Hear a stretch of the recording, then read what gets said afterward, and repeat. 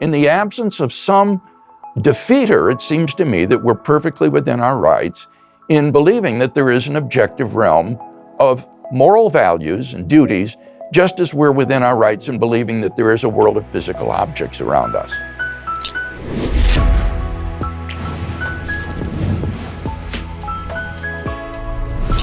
Hey, and welcome. This is the Ben Shapiro Show Sunday Special, and we're eager to welcome to the program philosopher and theologian Dr. William Lane Craig.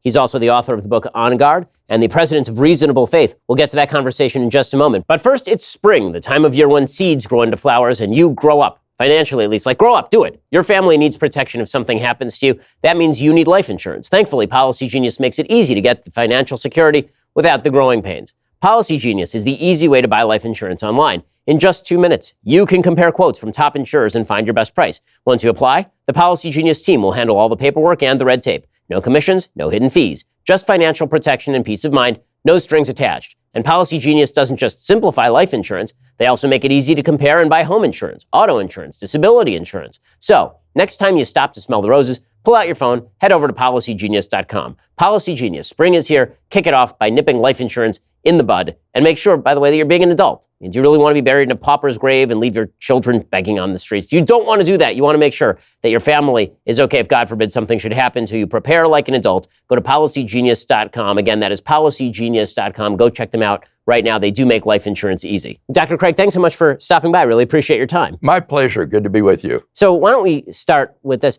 We're living in an increasingly secular age where people, by polling numbers, seculars are now, by polling numbers, the largest religious constituency in America. Why do you think we're seeing such a decline in religious belief in the West right now? I think what's happening is not so much increasing secularization, Ben, as the collapse of the old mainline Christian denominations like the Episcopalians, the Catholics, the Presbyterians, the Congregationalists, and so forth. And as a result, there is an increasing polarization in American society. People are evacuating the middle and going either to the secular end or to the evangelical end. Evangelicals are maintaining their percentage of the American population, keeping up with the population growth. But the impression of increasing secularization exists because the middle is emptying out, and these old line denominations are collapsing. Why do you think they are collapsing in on themselves? And we're seeing it in Judaism as well. The old conservative Jews and Reform Jews, they're kind of dying away, and you're getting the modern Orthodox movement even moving toward more orthodoxy. Why do you think that's happening right now? That's very interesting, and I think it's a reflection of the fact that people who are just nominally religious, in a sense, come to the realization that they don't really believe this. And so why should you get up in the dark and the cold on a Sunday morning to go worship somebody you don't really think is there? And so as a result, those who have been simply nominal in their beliefs, I think, are increasingly recognizing that, in fact, they're secular.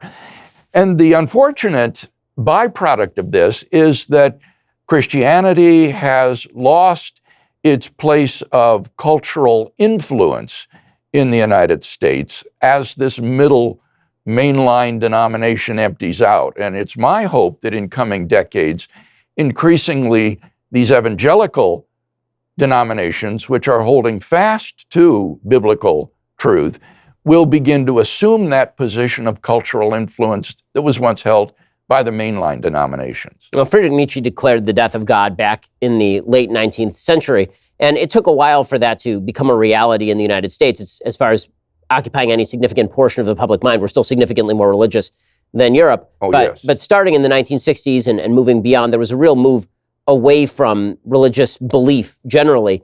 What do you think presaged that? Why do you think that happened? Considering we have a civilization built on Judeo-Christian values, we're incredibly prosperous, incredibly free, and yet we seem to be moving away from a lot of the religious beliefs upon which our society is based.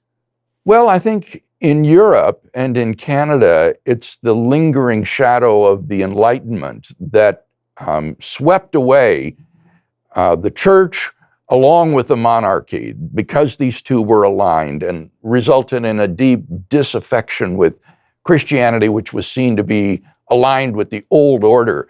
in the United States, I think it's hard to underestimate the influence of the Vietnam War.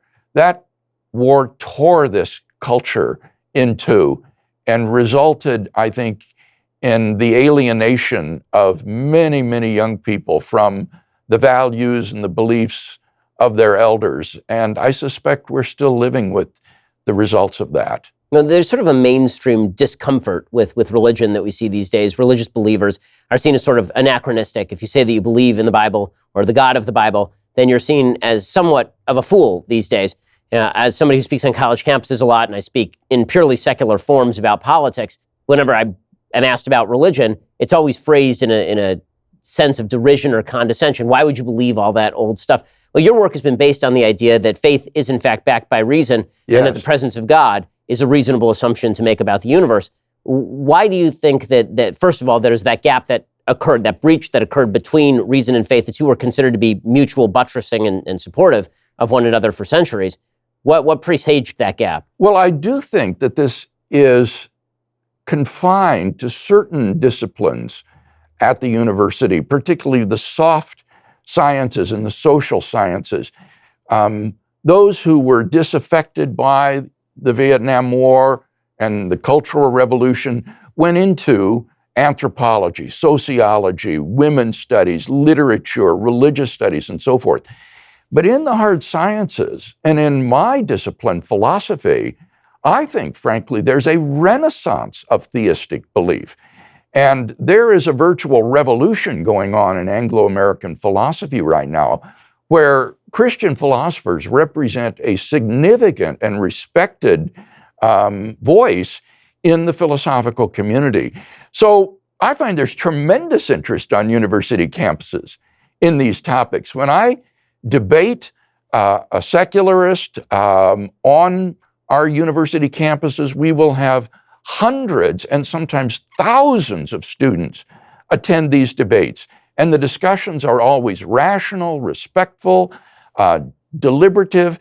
And so my experience is that there is tremendous interest in our culture and in the university age group in hearing a rational, fair discussion of issues related to religious belief. Well, one of the things I think that's happened in the religious community is you see people who are brought up in religious homes and they're taught the stories of the Bible. They're never taught any deeper philosophy or theology that attaches to that. So they have sort of a children's eyes view of what God is and how to think about God. You sort of think of God still as the old man in the sky who's controlling things. What in your opinion is the most reasonable proof of God? What have you found to be the most convincing proof of God's existence? Well, I think that those are two questions. For me, my favorite argument for the existence of God that I find the most compelling is a version of the cosmological argument, which goes like this. Whatever begins to exist has a cause. Something can't just come into being from nothing. Secondly, the universe began to exist. I think we have both good philosophical arguments and scientific evidence for the finitude of the past, from which it follows, third, therefore the universe has a cause. And when you do a conceptual analysis of what it is to be a cause of the universe, you arrive at a being which is an uncaused, beginningless, timeless, spaceless, enormously powerful, personal creator of the universe. So for me, that is a very convincing argument for God. But I find that with university students, that's not the most convincing argument. You can ignore philosophical arguments for the finitude of the past or scientific evidence for the beginning of the universe. But the argument that they find, I think, the most compelling is what I call the moral argument. And it would go like this. One, if God does not exist, then objective moral values and duties do not exist. That is to say, in the absence of God, everything becomes socioculturally relative. Two, but objective moral values and duties do exist. There are some moral absolutes, some objective values and duties. Three, therefore, God exists. Now, this is an argument which is impossible, I think, to ignore, because every day you get up, you answer by how you treat other people, whether you regard them as having intrinsic moral value, or whether they are mere means to be used for your ends. And so this argument, I find, tends to be the most convincing for people. So for purposes of elucidating these arguments, I'm going to play devil's advocate with you a little bit on both of these arguments. So let's start with the cosmological argument that you're making. So the Richard Dawkins comeback, the one that you hear most frequently with regard to the finitude of time and the idea that everything has a cause, is, okay, well then what caused God? Yes. It's important to state the first premise correctly, Ben. It's not everything has a cause. It is everything that begins to exist has a cause. Something cannot come into being without a cause. But if something is eternal, never began to exist, there's no need for a cause. So that objection to the argument is simply based on a misunderstanding of the first premise. What, must we posit such an eternal being, or could we just have an infinity of regressive causes? Well, that's the second premise, that the universe began to exist. And I think there are deep philosophical problems with the idea of an infinite past. For example, how did we get to today? If you had to go through an infinite number of prior events one at a time, that would be like trying to count down all the negative numbers one at a time ending at zero, which seems an absurd task. Moreover, we have remarkable scientific evidence from the Big Bang expansion of the universe and the thermodynamic properties of the universe, which suggest that the universe cannot be infinite in the past, but must have had a beginning around 13.8 billion years ago. So I think that second premise is very powerfully supported both philosophically and scientifically. Okay, and then on the other argument, the moral argument, the argument that I've heard made in contravention of that, it's an argument made by Dawkins, Harris, Brett Weinstein, evolutionary biologists, who suggest that morality, there is a certain sense of morality that is innate to mammals that you see even in species that are not our own, a sense of primitive altruism, a sense of kinship protection, for example. So is it possible that that morality is embedded on a very basic level in behavior of mammals beyond the idea of an objective morality that we think about and therefore enact, that it's just embedded in the natural code? This response is almost a textbook example of the genetic fallacy. The genetic fallacy is trying to invalidate a point of view by showing how that point of view came to be held. Even if evolution and social conditioning has programmed into us a certain set of moral beliefs, that does nothing to show that those beliefs are false. Indeed, if moral values are gradually discovered rather than gradually invented, then our gradual and fallible apprehension of the moral realm no more undermines the objectivity of that realm than our gradual, fallible apprehension of the physical world undermines the objectivity of the physical realm.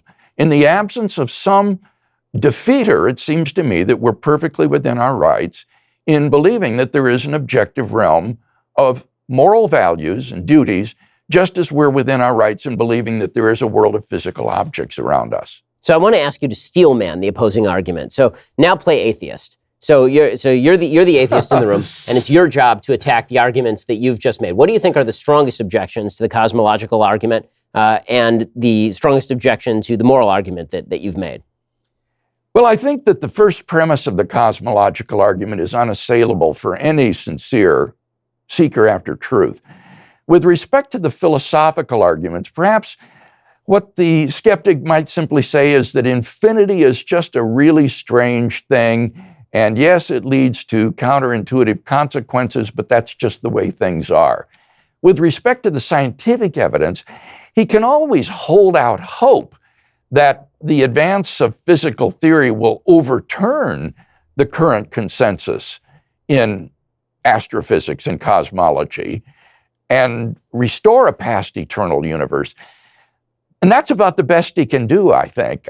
There isn't much prospect for that, but he could hold out hope. So in a second, I want to ask you about the Bertrand Russell theory that essentially posits brute facts in place of God as the beginnings of these sorts of arguments. But first, hiring is challenging, but there is one place you can go where hiring is simple, fast, and smart. It's a place where growing businesses connect qualified candidates. That place, ZipRecruiter.com/BenGuest. ZipRecruiter sends your job to over 100 of the web's leading job boards. But they don't stop there. With their powerful matching technology, ZipRecruiter scans thousands of resumes to find people with the right experience and then invites them to apply to your job. As applications come in, ZipRecruiter analyzes each one and spotlights the top candidates so you never miss a great match. ZipRecruiter is so effective that 4 out of 5 employers who post on ZipRecruiter get a quality candidate through the site within the first day. Right now, my listeners can try ZipRecruiter for free at this exclusive web address, ZipRecruiter.com/BenGuest. That is ZipRecruiter.com/BenGuest, BenGuest,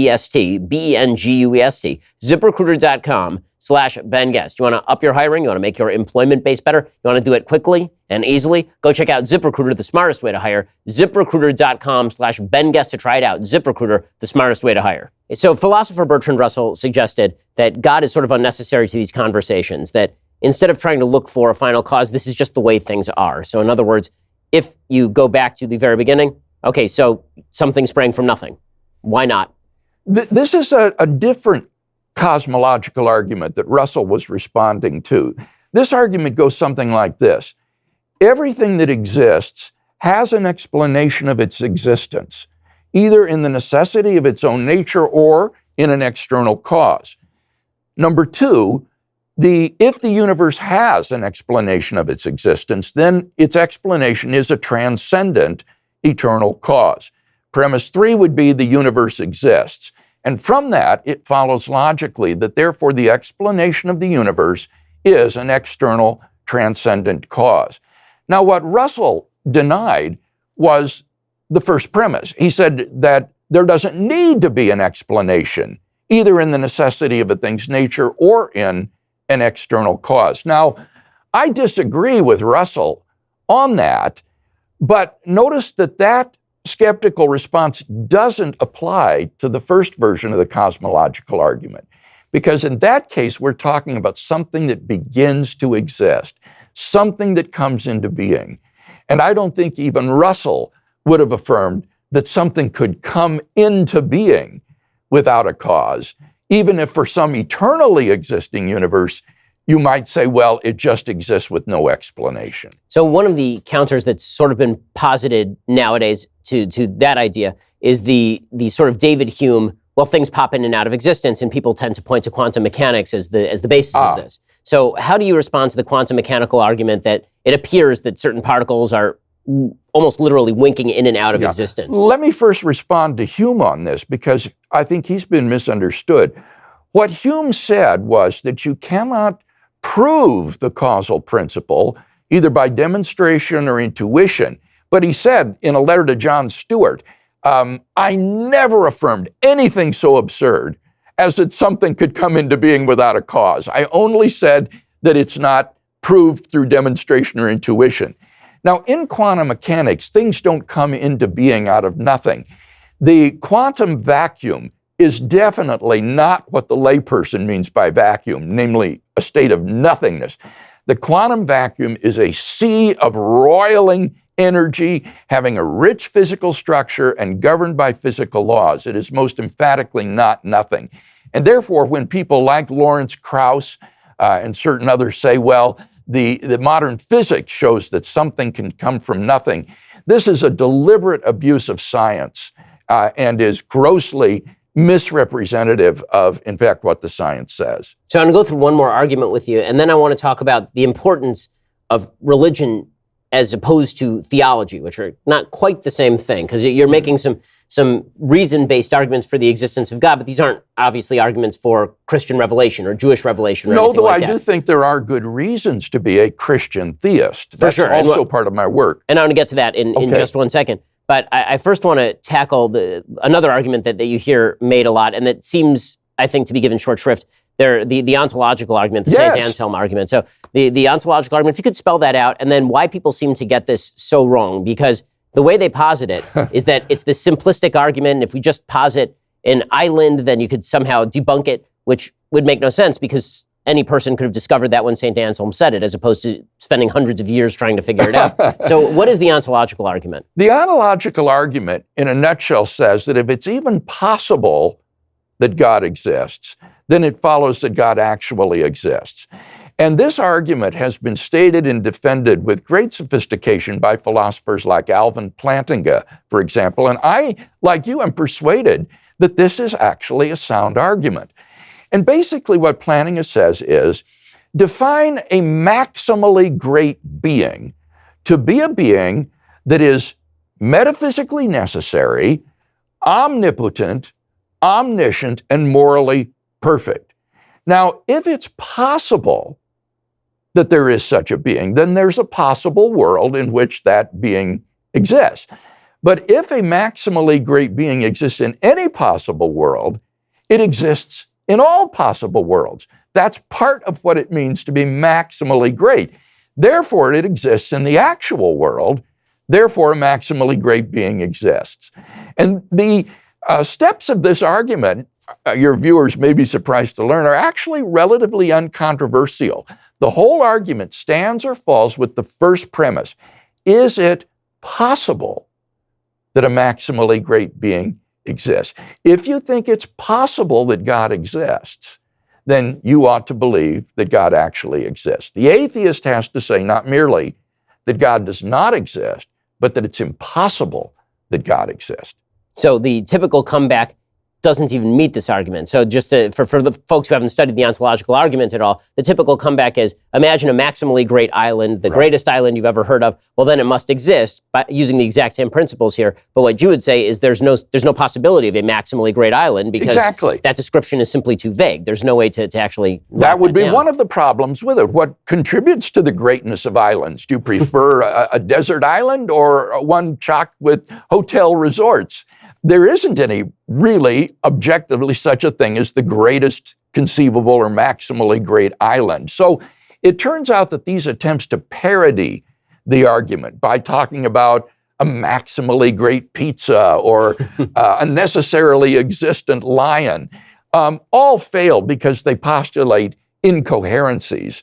When the idea of a maximally great being, that is to say a being that is omnipotent, omniscient, and morally perfect, in every possible world, does seem to be an intuitively coherent and therefore possible idea. So how do we get from the idea of an unmoved mover in some of the arguments that you've been making to the idea of a moral God who cares about us and is involved in the world? Well, it's quite right that arguments like the cosmological argument or the teleological or design argument, which we haven't talked about, don't get you the moral properties of the creator and designer of the universe.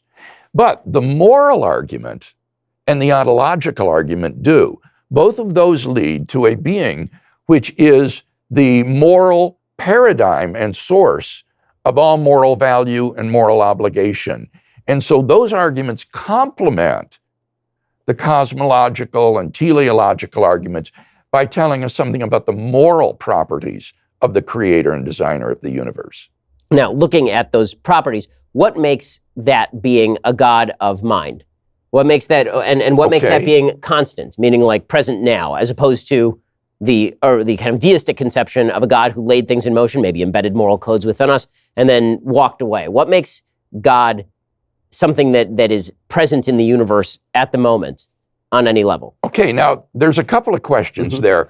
First, with regard to why I think this is a mind, most all of the arguments that I just shared do lead to a personal, intelligent creator. The first argument does. The teleological or design argument leads to a cosmic intelligence that has created the world. The moral argument leads to a personal embodiment of moral value, because persons are the source of moral value, not inanimate things. The ontological argument leads to a being who is omniscient and morally perfect, and therefore is a person. So these theistic arguments don't just leave you with some kind of unmoved mover. They give you a personal creator and designer of the universe who is perfectly good. Now, some of them give you a being that is metaphysically necessary. The second version of the cosmological argument that I mentioned leads to a being who exists by a necessity of his own nature and therefore cannot fail to exist. The moral argument leads to a being who is the paradigm and source of all moral value. Now, if you believe that some moral values are necessary, which most ethicists do, that means this being is also necessary in its existence. And therefore, having demonstrated that a being like that exists, it cannot fail to be present in the world today. That means that this being also exists now. It couldn't cease to exist. Now, that still leaves open the question of deism. Has this creator and designer of the universe, perfectly good, revealed himself to us in some way that we can know him more personally? Or has he remained aloof and distant from the world that he's made?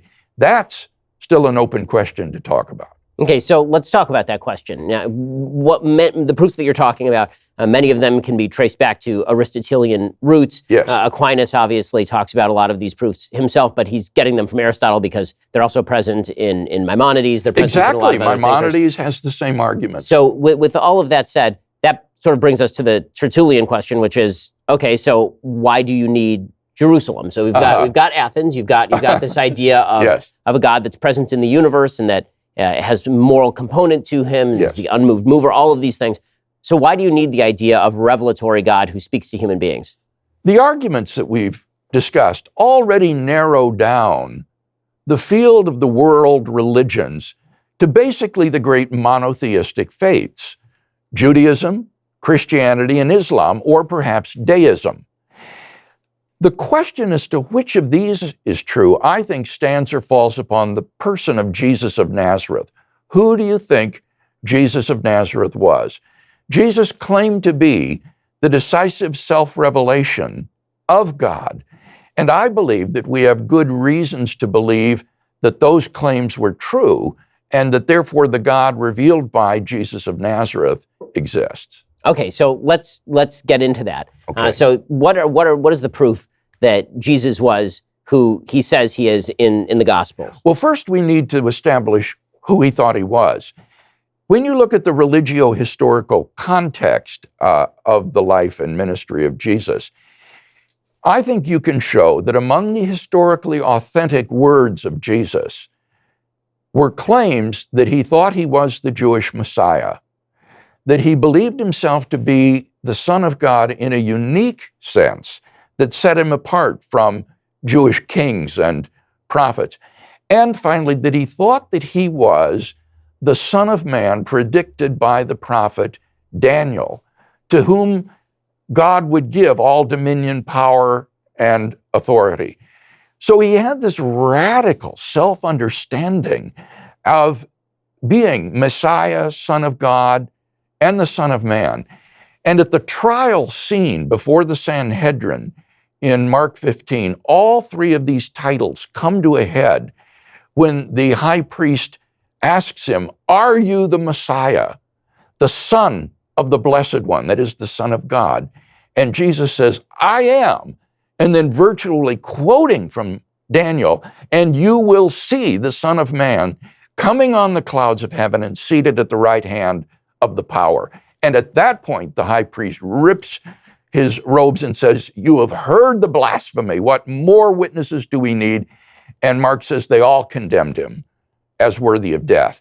And that enabled them, since they didn't have the ability to carry out capital punishment, to deliver him over to the Roman authorities by slandering him as a pretender to be king of the Jews, and therefore a political figure who could be tried for treason and sedition and crucified. So from the Jewish perspective, this narrative has some holes in sort of Jewish philosophy. The narrative begins with the idea that Jesus appears in front of the Sanhedrin and then claims to be the Messiah. Well, there's nothing actual criminally in any of the tractates that say that if you declare yourself the Messiah, that this is actually a punishable offense, even. That there are many Jews, including Bar Kokhba, who have declared themselves messianic figures. Absolutely. The real gap here is that in the Gospels, Jesus' vision of himself as the Messiah is completely different from the prior vision of what the Jewish Messiah is, and is actually outside the scope of how Jews describe the Messiah, or really have ever described the Messiah. The Messiah in Judaism has always been a political figure who is destined to do certain things, restoring the kingdom of Israel, maintaining control of that kingdom, bringing more Jews back to Israel. All of these things are considered sort of political things that the Messiah does. but the idea of the Messiah as embodiment of God is something that's foreign to Jewish religious philosophy going all the way back to the beginning. So even the idea that the Sanhedrin would be questioning him in those terms and would get from that what he means is, I am God, which would be a much more punishable offense, presumably that would be actual blasphemy. It's an oddity. I think you're absolutely right in saying that Jesus' understanding of the Messiah was radically different from the prevailing cultural understanding of the Messiah among the chief priests and the common people. And he didn't meet their expectations. Indeed, that's what helped to get him crucified. Being the Messiah, you're right, in and of itself isn't a blasphemous claim. But to claim to be the Son of God in a unique sense, and then especially the Son of Man prophesied by Daniel, sitting at the right hand of the power, that is truly blasphemous and is sufficient for his condemnation. Now, the question, I think, that is raised by your interpretation, question, Ben, yes. your interpretation, Ben, is this. Why should we believe Jesus' reinterpretation of the Messiah rather than the one that the chief priests and the people held? And I think the answer to that is his resurrection from the dead. Jesus' resurrection from the dead is Yahweh's public and unequivocal vindication of the man whom the chief priests had rejected as a blasphemer. It is the divine demonstration that these allegedly blasphemous claims are in fact true, that he was who he claimed to be, and that therefore I follow Jesus in his conception of what it means to be the Messiah. So when it comes to the resurrection, why is resurrection proof of divinity? So Lazarus is resurrected. That was why I wanted to emphasize the religio-historical context before we talked about the resurrection. A miracle taken in isolation is inherently ambiguous. The proper interpretation of a miracle is going to be given by the religio-historical context in which it occurs. And the resurrection of Jesus is not just the resurrection of any old body. It's the resurrection of the man who claimed to be Messiah, Son of God, and Son of Man, and who was crucified for those allegedly blasphemous claims. If God has raised this man from the dead, then he has, I think, unequivocally and publicly vindicated those allegedly blasphemous claims. So one of the counterclaims to some of this is that the Gospels are written significantly after Jesus lives. Even the earliest Gospel is written, 70 CE? Somewhere 40 years after Jesus is crucified. So what's to say, that like most historical events, there is some play in the joints here. So that this would be the historical argument against the exact veracity of the gospel revelations, for example. Now, I think it's important to understand, Ben, that in order for a historical document to be reliable, it isn't required that it be inerrant. Contemporaneous, of course. So, of course. What I would argue is that underlying the inference to the resurrection of Jesus are three great independently established facts, which are supported by the historical evidence, and which surprisingly, I did my doctoral work on this in Germany, are recognized as such by the majority of New Testament scholars today who studied the historical Jesus. And these facts would be that after his crucifixion and burial by a member of the Sanhedrin named Joseph of Arimathea, that Jesus' tomb was discovered empty on the first day of the week by a group of his female followers. Secondly would be that various individuals and groups of people then witnessed appearances of Jesus alive. And finally, number three would be that the original disciples suddenly and sincerely came to believe that God had raised Jesus from the dead, despite having every predisposition to the contrary. The vast majority of scholars have come to accept as convincing the evidence in support of those three facts. not assuming biblical inerrancy or inspiration, but treating the Gospels as ordinary historical documents. You can show, for example, that the fact of the discovery of the empty tomb is attested by at least 6 independent sources in the New Testament, some of which are extraordinarily early. No scholar denies that individuals and groups saw postmortem appearances of Jesus. The only question is whether you should or could dismiss them as hallucinatory. And again, nobody denies that the original disciples suddenly and sincerely came to believe that God had raised Jesus from the dead. So these 3 facts are pretty firmly established, and the only question is then how do you best explain them? And down through history, attempts have been made to explain these facts without recourse to the resurrection, like the conspiracy theory, the apparent death theory, the hallucination theory, and so forth. And I would argue that none of these naturalistic theories meets the criteria for being the best historical explanation of the facts. None of them is as good an explanation as the one that the original disciples gave, that God raised Jesus from the dead. And if that's right, then I think we have good grounds, indeed are almost compelled to revise our typical understanding of who the Messiah was supposed to be. So we can have the historical argument back and forth, obviously, and I think that there are arguments that you can make. I think there are arguments that I can make, but I honestly find them relatively uninteresting, is the truth, simply because I'm not sure that we're going to come to any sort of consensus on them. No. On the historical argument, for example, I think it's fairly easy to claim there's a sect of Judaism right now in which there's a small subsection of people who believe that the Lubavitcher Rebbe is still alive. Right? The Lubavitcher Rebbe passed away in the 1990s. Yes. And there's still people who treat him as though he is not dead. They call him the Messiah. They think that he was the political Messiah. They have, and they still do that 20 years after his death. That's not proof to me that he is actually alive. Some of them claim to have experienced it. Right. So, especially when you're talking about events 2,000 years ago, if people write that down, I think there's sufficient. I doubt this man's tomb is empty.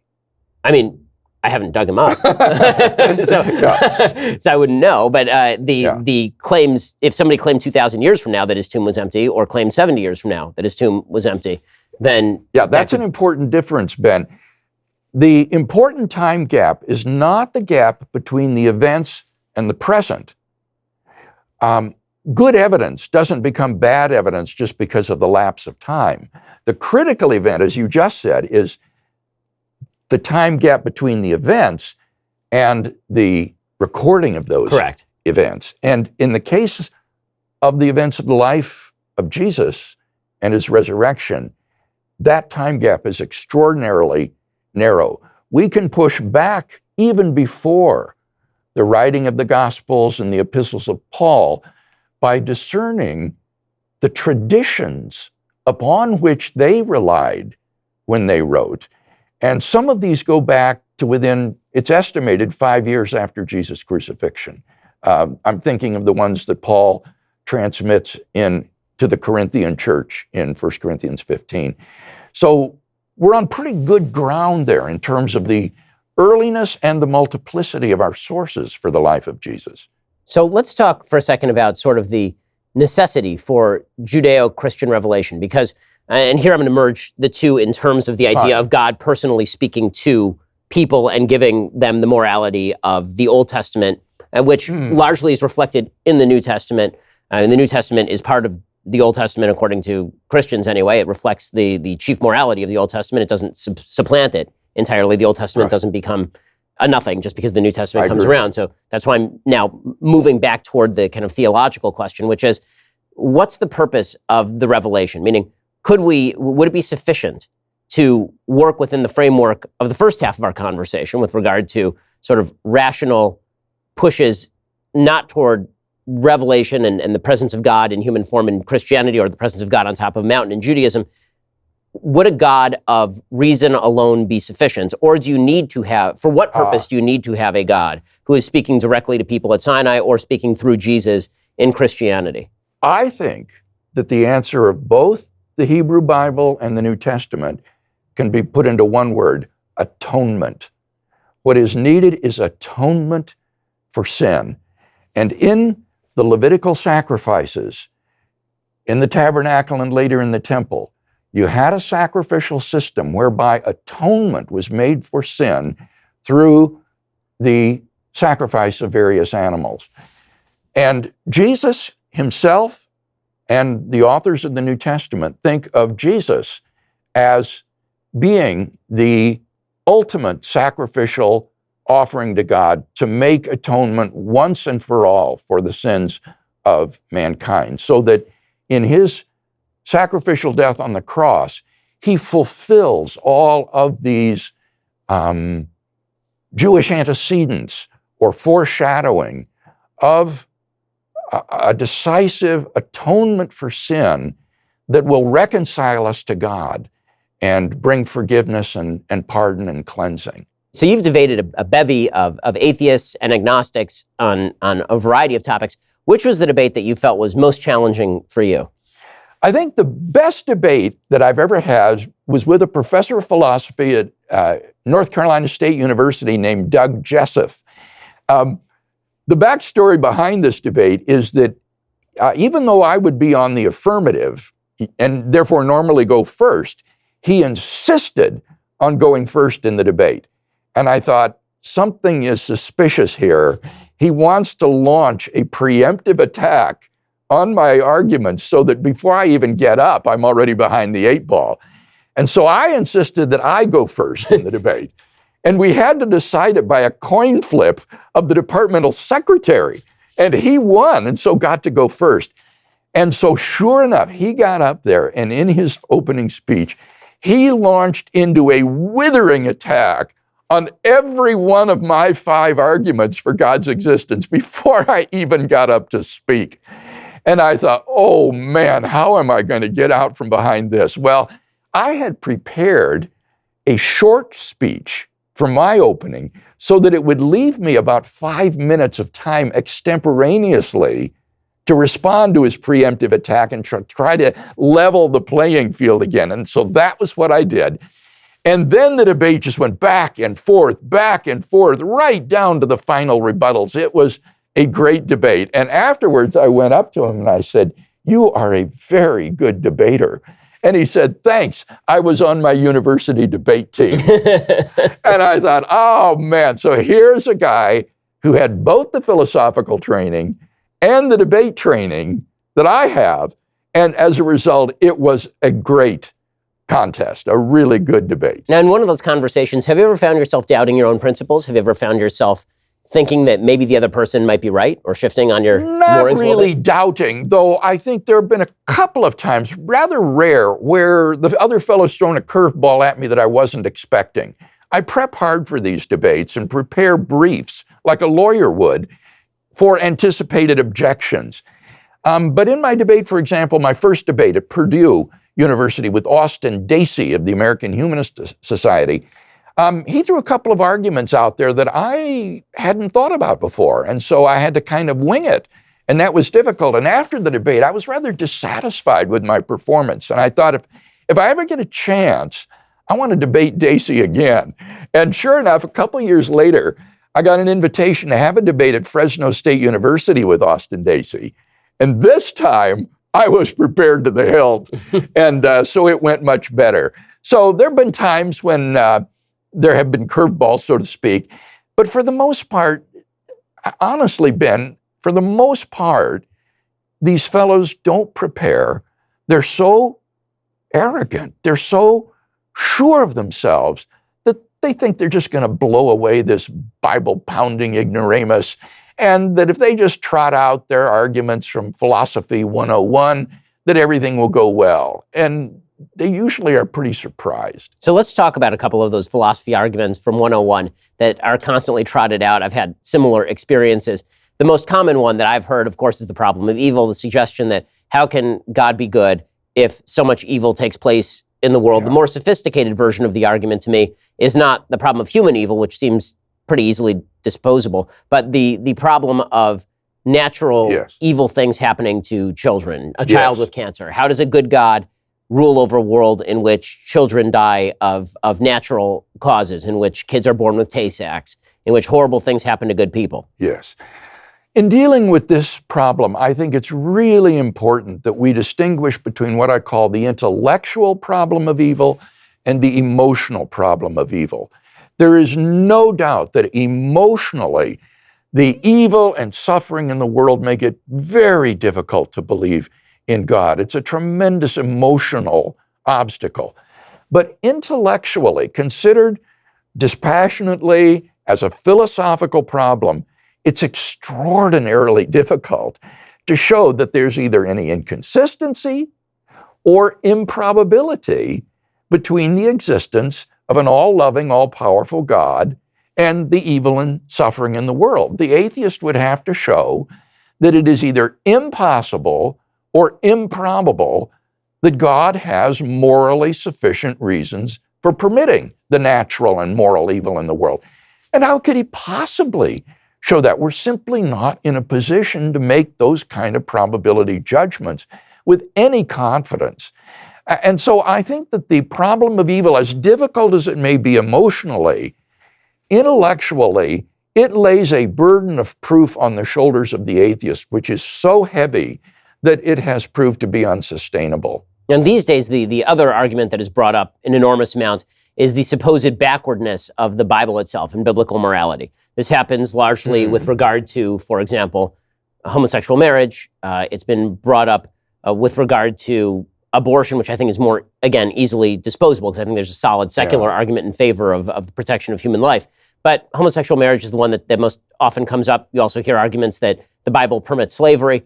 So if the Bible is so wonderful, then why are there all these weird sections of the Bible where it talks about wiping peoples from the earth, where it talks about enslaving other human beings? Some things that we would certainly consider moral evils today are contemplated by the Bible and not banned by the Bible. So why is that?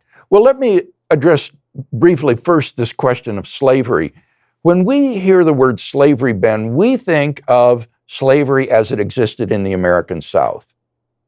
And as you know, that is nothing like the system that existed in ancient Israel. In ancient Israel, there was no social safety net sponsored by the state. There was no poverty program. So if a man got himself into a situation where he couldn't pay his debts, he could keep his family together and retain his self-respect by selling himself as an indentured servant to his creditor until he could work off his debts, and then he would have to be set free. After 7 years, he had to be set free in any case. So this was really a form of indentured servanthood. It wasn't slavery as we think of that term. This was actually an anti-poverty program. And in some respects, I think it's better than what we have in modern Western culture, which destroys families, ruins people's self-respect because they're not working. Whereas in ancient Israel, a man retained his self-respect, he worked for an income, he paid his debts, he kept his family together, and that, to call that slavery is just a gross misrepresentation. Now, the first thing you mentioned, I've forgotten. Homosexual marriage, same-sex marriage. With respect to some of these other moral questions, I think we need to remember the first premise of the moral argument. If there is no God, then there are no objective moral values and duties. Everything is socioculturally relative. So who's to say that the moral values of a society that discriminates against people and oppresses people is worse than one which is liberal and tolerant? We just sort of assume that the liberal values are the ones that would be objective, when in fact they're just as relativistic as any of the other ones on atheism. So if we need God to be the anchor point for objective moral values and duties, we cannot escape the question, when thinking of moral right and wrong, well, what does God think of this? And if God proscribes something, it seems to me that's entirely within his right. If God were to say, thou shalt not eat beans, or thou shalt not eat pork, that would be our moral duty, and we should obey it. That is his prerogative as the moral lawgiver and the supreme good. And so if God says, my plan for human sexuality is heterosexual marriage. That's his prerogative. And there is no basis for calling that, I think, into question. So let's talk about the evolution of morality. And I want to go back to slavery for just a second. So it is true that Hebrew enslavement, that Jewish enslavement of others is really more indentured servitude. I mean, there's a whole section in, I believe it's Numbers or Leviticus, I think it's Leviticus maybe, where it speaks to specifically about the slave who doesn't want to leave, and you're supposed to pierce his ear on the doorpost as a punishment for him not wanting to leave and all of this. But by the same token, enslavement of people who are not inside the Israelite, inside the Jewish kind of tradition, that's not proscribed. So the idea of war captives is obviously taken into account and not banned. So certain things are banned in the Bible, certain things are not banned. Now, the way that biblical believers have practiced over time is that very early in the church's history, they're already starting to eliminate slavery, although not for people who are captured. And then over time, the West is the first place to eliminate slavery altogether, specifically citing the sections of the Bible that talk about human freedom and the innate value of every human being. So is that an evolution of morality, or is that a realization of a fundamental principle that was originally given to people who couldn't necessarily understand the full extent of the principle? Oh, I think it's the latter, and I love the way you put it. I think that's nicely put. Jesus said something very much like this with respect to Old Testament regulations on divorce. They asked him whether or not it was lawful to divorce a woman for any reason, and Jesus said, Moses allowed you to write a certificate of divorce, but it was not so from the beginning. And he cites then the creation story of Genesis of Adam and Eve and said, what God has put together, and let not man put asunder. So what Jesus was saying there was that the law of Moses was a temporary prescription accommodating the hardness of heart of the people at the time, but it didn't represent the perfect will of God for human marriage, which was grounded in the creation story. So how exactly do we determine when we have moved beyond the biblical text in terms of the evolution of that morality? When are we fulfilling a broader goal that was kind of held back by temporary constraints? And when are we moving utterly beyond it? And again, here I'm thinking of same-sex marriage. So when it comes to same-sex marriage, the argument is now being made by people in liberal churches, including Pete Buttigieg, who's running for president, that basically Jesus was seeking equal respect for everyone. He cared about the least of these, and that prescriptions on homosexuality were really more, and homosexual activity were not eternal precepts, but were really attempting to crack down on the promiscuity of the time, or they were temporary expedients. Yeah, I think that's clearly false. When you look at these regulations, both in the Old Testament and then they're repeated in the New Testament in the strongest terms in Romans chapter 1, there's no doubt that Paul is thinking of this as a moral law that has abiding significance. And it's grounded again, I think, in the creation story, that God has created human sexuality, He's created man and woman in such a way that the fulfillment of that relationship will take place within the safety and security of a heterosexual marriage. And that outside of that, sexual activity is not to be indulged in. And this is a law that God has given us for our good. So I do not think that this is capable of simply being relativized to time and culture. So when you argue with students, when you talk with students and discuss with them, what do you find is the best way to approach them when it comes to the precepts of traditional Judeo-Christian morality? Do you come at it from the natural law perspective, or do you come at it from the biblical perspective?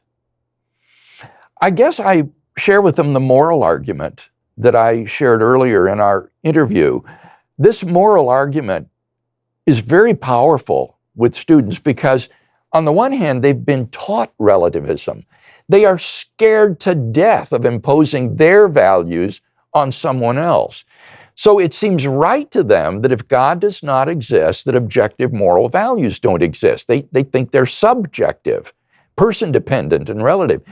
But then secondly, the premise also seems true to them that objective moral values do exist. They think it's objectively wrong to impose your moral values on someone else. And the values of tolerance, open-mindedness, and love have been deeply ingrained to them. And so they believe both of the premises, but have just never connected the dots to see what logically follows from it. And this can lead to some bizarre conversations. I remember with one fellow, when we would talk about premise 1, he would agree with it and deny 2. So when we talk about premise 2, he'd agree with that and then deny 1. And so we went back and forth with this poor fellow flailing to try to escape the logical conclusions of what he himself believed. So I find approaching it through this moral argument is the best way. One of the things that's been fascinating to watch is people broadly accepting the efficacy of the precepts of religion without accepting the underlying truth of religion. So here I would point to my friend Jordan Peterson, who talks a lot about the practices of basically what our religious practice is, the idea of make your room, do the moral thing, duty. But he doesn't talk in specifically religious terms. He speaks in Jungian terms. He talks about the idea of deeper precepts that are embedded in myth, which is really embedded in the human psyche. He doesn't make the kind of truth of religion argument. He instead makes the, if you want to get ahead, you're going to have to do this stuff argument. If you want to be happy, you're going to have to do this stuff argument. And that has tremendous cultural appeal. Do you think that that is beneficial? Do you think that that is enough? How far do you think that goes? I think it's beneficial, but it's not enough. When I had a dialogue in Toronto last year with Jordan Peterson, rather than attack his position, what I tried to do was to be invitational and say, look, you and I both affirm the objectivity of moral values and meaning in life. I want to offer you something. I want to offer you a grounding for those values that we both hold dear. Because for him, as you say, Ben, they're just sort of floating in the air. They don't have any metaphysical ground in his worldview. So he's got the right values and meaning by and large, but he has no basis for them. And I'm still hopeful that he will come to embrace God as an objective, metaphysical reality who will provide a basis for those values and meaning in life. I mean, one of the things that I've found really fascinating is, as I say, so many people are embracing fundamental principles of religion, and even the sort of quasi-pantheistic idea, but the religious idea nonetheless, that there is a moving force behind the universe or implicit in the universe.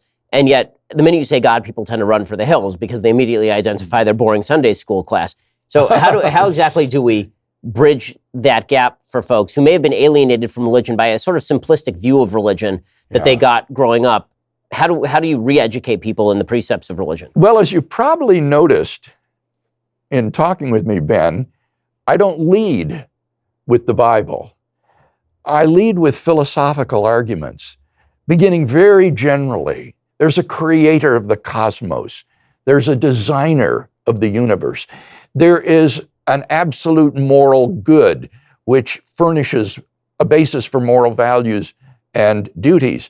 And then I begin to ask, well, who is Jesus of Nazareth? What did he claim? Why should we believe what he said? And then finally, and ultimately, I'll try to make the personal application and say, what difference could this make in your life?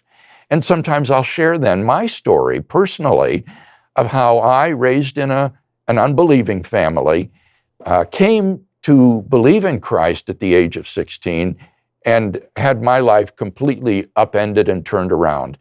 And so by beginning philosophically, I think you can lead into then a more religious and personal faith that people will feel comfortable with. Well, maybe you could share that story. So what made you religious? I'm religious since birth. I grew up in a Jewish home. We were fairly religious from the time that I was young. We became fully Orthodox when I was 11, and was with my parents, my whole entire immediate family. But how did you become a religious person? I don't think of myself as religious, but I understand that you're using the word in a broadly neutral speaking, sense. Yeah. In high school, I was going through a deep existential crisis, looking for meaning in life, the meaning of my existence, who I was. I later discovered existentialist philosophers were asking the same questions, and I never knew it. So I was filled with darkness and despair as I saw my impending death, the impending death of the universe, and no meaning to it all. And I walked into my high school German class one day, and I sat down behind a girl who's one of these types, that is always so happy it just makes you sick. And I tapped her on the shoulder, and she turned around, and I said to her, "Sandy, what are you always so happy about anyway?" And she said, "It's because I know Jesus Christ is my personal Savior." And I said, "You what?" I said, "Well, I've gone to church." And she said, "Well, that's not enough, Bill. You've got to have him really living in your heart." And I said, "Well, what would he want to do a thing like that for?" And she said, "Because he loves you, Bill." And that just hit me like a ton of bricks. Here I was so filled with despair and anger. And she said there was someone who really loved me. And who was it but the God of the universe? And that thought just staggered me. To think that the God of the universe could love me, Bill Craig, that worm down there on that speck of dust called planet Earth. I just couldn't take it in. Well, I went home that night and found a New Testament. And for the first time in my life, I opened it and began to read it. And as I did, I was absolutely captivated by the person of Jesus of Nazareth. There was a wisdom about this man's teachings that I had never encountered before. And there was an authenticity about his life that I couldn't deny. And as I read the New Testament, I saw why God seemed so unreal to me. It was because my sin, my moral wrongdoing, it created a separation between me and God, so that I was alienated from him and couldn't experience that love relationship that he had created me to have, but that he had sent Christ to atone for those sins, and that through Christ I could have forgiveness and a restoration of that relationship. And so after about 6 months of the most intense soul searching that I've ever been through, one night I just came to the end of my rope and cried out to God. And I felt this tremendous infusion of joy, like a balloon being blown up until it was ready to burst. And I rushed outside. It was a warm Midwestern September evening, and as I looked up at the sky, I could see the Milky Way from horizon to horizon. And as I looked up at the stars, I thought, God, I've come to know God. And that moment changed my whole life, because I had thought enough about this during those 6 months to realize that if Bill Craig ever became a Christian, I could do nothing less than give my entire life to spreading this message among mankind. Because if this is really the truth, if it's really the truth, it's the greatest news ever announced. And so my call to Christian ministry was simultaneous with my conversion experience, and I've never looked back. So in just a second, I want to ask you one final question, which is, in a world where it seems like religion, as you say, seems to be waning more broadly, even if it's being held more dearly by a smaller number, do you see people filling the void with sort of ersatz meaning? And where do you see the gravest threats to civilization coming from? I'm going to ask you that question in just 1 second, but if you want to hear Dr. William Lane Craig's answer, you actually have to subscribe over here at Daily Wire. To subscribe, go to dailywire.com, click subscribe. You can hear the end of our conversation over there. Dr. Craig, thank you so much for stopping by. I really appreciate your time. I really appreciate your work. And if you go check out more of Dr. Craig's work at reasonablefaith.org, I think you're going to find a lot there that is edifying. Thanks so much for stopping by. Thank you, Ben. I've really enjoyed our conversation.